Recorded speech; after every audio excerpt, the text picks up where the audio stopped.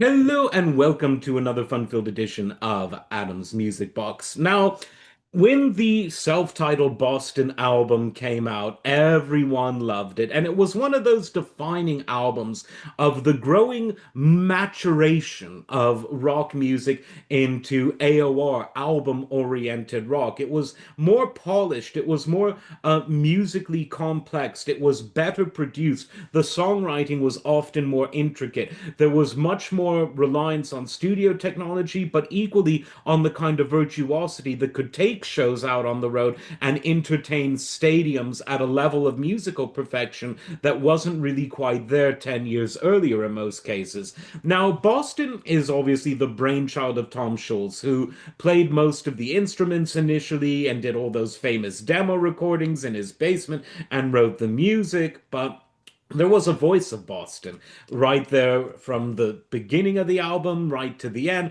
and of course on subsequent albums, Don't Look Back, Third Stage.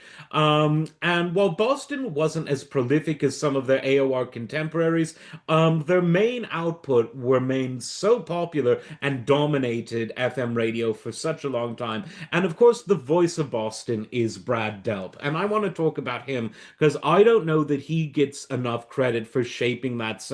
He had a voice made for that period of music, a golden voice of AOR.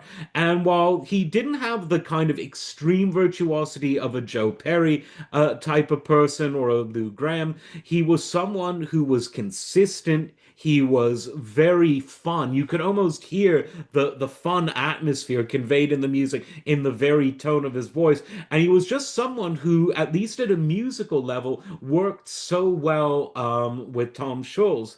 Now, he, as we later found out, wasn't necessarily the most joyful man in his personal life, even though he exuded such joy on stage and brought joy to so very many.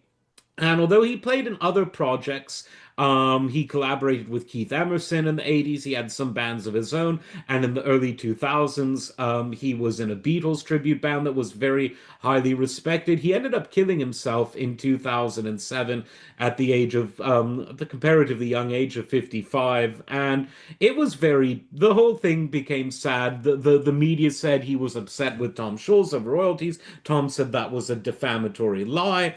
Tom was the one alive to say it. Brad never really spoke about that type of thing before, so who knows? But it's just one of those sad, to quote David Bowie, rock and roll suicides. Oh, I said a word that you can't say on YouTube. Are you going to censor me, Mr. Google? Are you going to censor me hard? Anyway, I'm going to keep telling the truth.